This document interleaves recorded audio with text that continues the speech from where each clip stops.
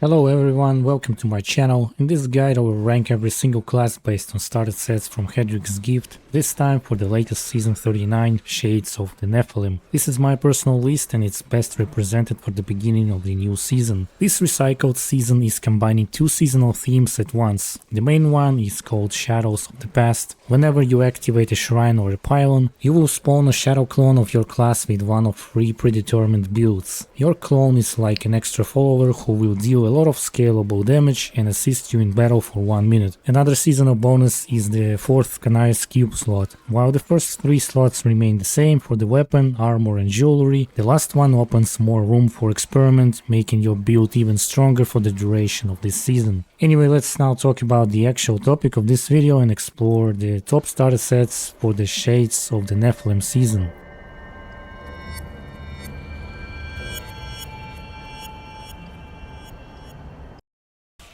Place number 7 is Crusader, Roland's Legacy. Roland is one of the less popular starter sets for Crusader this season, and there's a pretty clear reason why. It gives you solid damage through Shield Bash and especially Sweep Attack thanks to the set bonuses that boost these skills significantly. The 6-piece bonus in particular lets your sweeping attacks hit hard and clear groups of enemies. On paper this sounds great for a beginner set, however in practice Roland falls short in 2 major areas, speed and efficiency. Playstyle feels slow and repetitive, you are basically just walking around spamming sweeping attack. It lacks the mobility and toughness that most other strong Crusader builds have. Because of this it struggles to keep up with faster farming sets, both within the Crusader class and compared to other classes overall. You don't actually need that many extra legendary items to get it functional, which is nice for a starter set, but without significant upgrades in survivability and movement, it just doesn't feel great for pushing greater rifts or efficiently farming keys and bounties. Later on you can add the Crimson set to improve toughness and lower cooldowns, especially on Steed Charge, but it takes extra time and effort to make. If you're planning to main Crusader in season 39,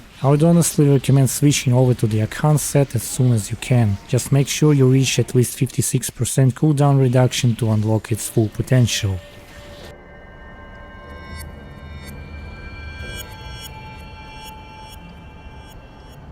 At number 6 we have Monk. Raiment of 1000 Storms is not the strongest choice for starting a new season, but it's definitely worth considering if you enjoy playing a very fast and mobile class. Its biggest strength is no cooldown on Dash and Strike. This lets you teleport across the map extremely quickly even before you find Ingeom. The only downside is that each dash costs 25 spirit, so you'll need to manage your resources carefully. You'll want to stack resource cost reduction, some cooldown reduction, and use supporting legendary powers or runes to keep your spirit up. The 6-piece bonus is built around a fun loop. Using a primary skill increases your next dashing strike's damage, and using dashing strike boosts your primary skill's damage for 6 seconds. When played correctly, this creates a smooth and deadly combination. This set plays similarly to Gen Monk builds, with Shenlong's Spirit Fists for big damage spikes if you're up for solo or group GRs. That said, Raiment has almost no built-in toughness. You'll need to stack defensive items early, such as Unity, Spirit Guards, Endless Walk set, and Firzj's Shoulders just to survive high Torment difficulty levels. Overall, this set is fast and strong for single target damage, but it feels quite fragile in high tier portals, and it's efficient in just killing the bosses or moving fast. Personally, I would suggest transitioning to Sanwuko or Inna set as soon as possible for better balance and overall performance in both Nephalem Rifts and Greater Rifts, because these two sets are much more fun, more user-friendly, and can clear wide areas with monsters fast.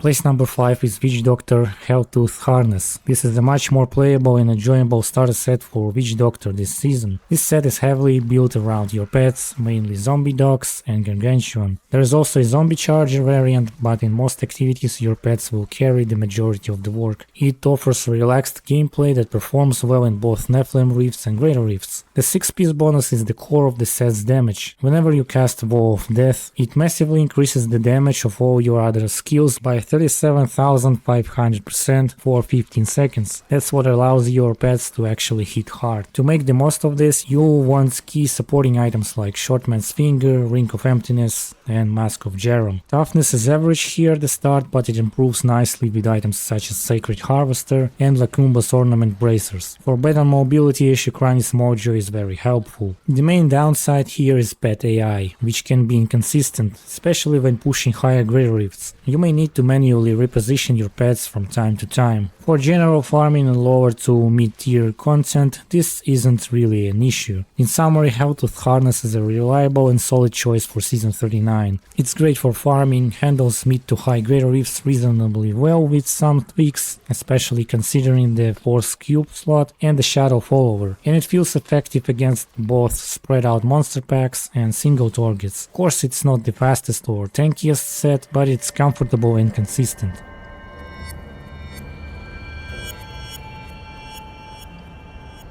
Next up at rank 4 is Bones of Rathmon for the Necromancer. This set stands out because it offers several strong build options right from the start. You can go with Skeletons and Army of the Dead variation, which includes Jess's set pieces, Fate's Vow and Funerary Peak. If you get the right legendary items early, Bones of Rathmon becomes very effective as early as Torment 6 and beyond. Necromancer can feel a bit weak in the very beginning of the season, but once you have decent gear, your minions will clear out most enemies before they even reach you. For toughness, pair Danity's Binding with any curse skill, or add the Captain Crimson set for extra damage, more survivability and a nice 20% cooldown reduction. Mobility isn't a big issue either. It's possible to equip Steward Greaves, which would grant you a 10-second movement speed buff whenever you cast Blood Rush. Overall, this set is pretty smooth and effective, but you can go extra mile and collect the required pieces for a Legacy of Dreams setup. Rathma also performs well in group play, whether you are doing speedruns or pushing higher Greater Rifts.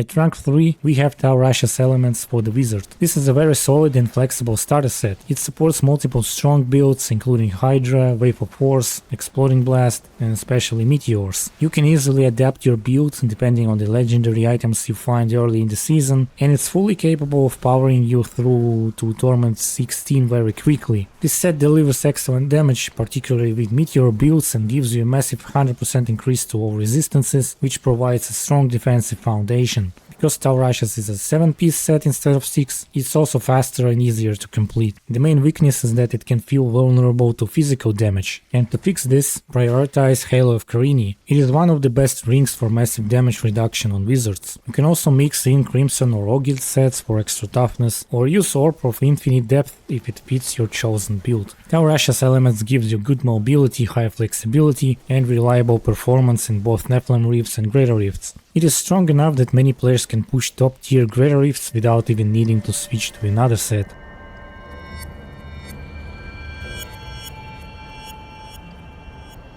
Second place in my list is Wrath of the Wastes Barbarian. This is one of the best starter sets for farming this season. It excels at clearing Nephalem Rifts, bounties and mid-level Greater Rifts with ease. The playstyle is extremely straightforward and satisfying. 99% of the time you will just be holding down Whirlwind, spinning through packs without even stopping. It's pure movement and constant damage. To make the set really shine, you'll want a few key items. Vulkathos Oath Swords, great for mobility and regeneration, Band of Might for a massive 80% damage reduction, and Lamentation paired with Amboss Pride, so your rent keeps applying while you are spinning. These items are very beginner friendly, as you can convert Mighty Belts and one-handed Mighty Weapons in Kanai's Cube. In case you haven't seen my Kanai's Cube video for the beginners, feel free to check it out. As for the Band of Might ring, you can gamble it from Kedao as early as level 1. With Band of Might active, this set offers incredible toughness, making it safe even on higher difficulties. It can also push high Greater Rifts with small upgrades, such as switching to Istvan's Paired Blades and Mortix Brace. This set is also an excellent starting point if you plan to play Z-Barb in 4-man groups, whether for XP speed farming or pushing. Personally, I really like this starter set, and it's the most enjoyable one in Season 39. It is fast, tanky, easy to complete, and highly effective for all of the available activities in Diablo 3.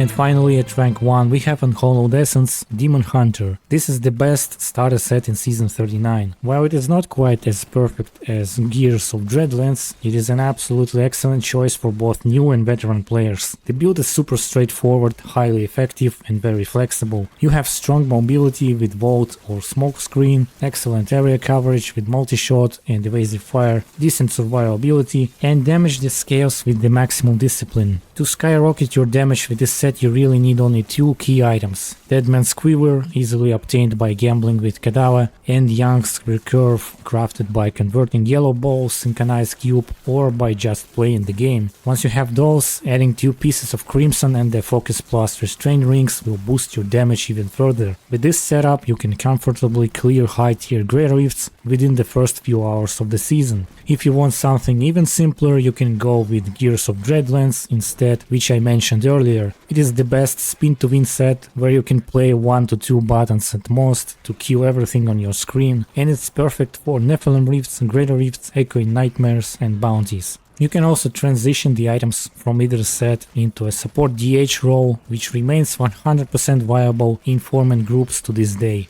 And now let's talk about the conquests for this season. Printer is a speedrun conquest. You have to complete the entire campaign from Act 1 all the way through Act 5 at level 70 in under 1 hour. It is quite challenging if you are not prepared, but very doable with a strong build, maximized mobility, and knowing the map layouts with optimal routes. If you are an experienced player, you can knock this out pretty quickly. Next conquest is Avarice. This is one of the most fun and easy to obtain conquests. You need to get a 50 million gold streak outside of the vault or its inner sanction. The easiest way is to run with Boon of the Hoarder legendary gem. In case you are interested on how to complete this conquest, feel free to check out my video guide where I explain the full setup, best locations and tips. Third conquest in season 39 is boss mode. This is another sort of speedrun conquest you can beat. Here you must kill all bosses except Vidian from Act 2 in Diablo 3 at max level on Torment 10 difficulty before the 20-minute timer runs out. Most starter sets can handle it without any issues, especially if you know where each boss is located and have enough damage. For this conquest I also have a useful video guide right here. Next one is the Thrill. This conquest is pretty easy if you know what to do. Here you need to complete a Greater Rift 45 solo with no set items equipped at all. It forces you to rely on legendary items, canise cube powers and smart skill choices.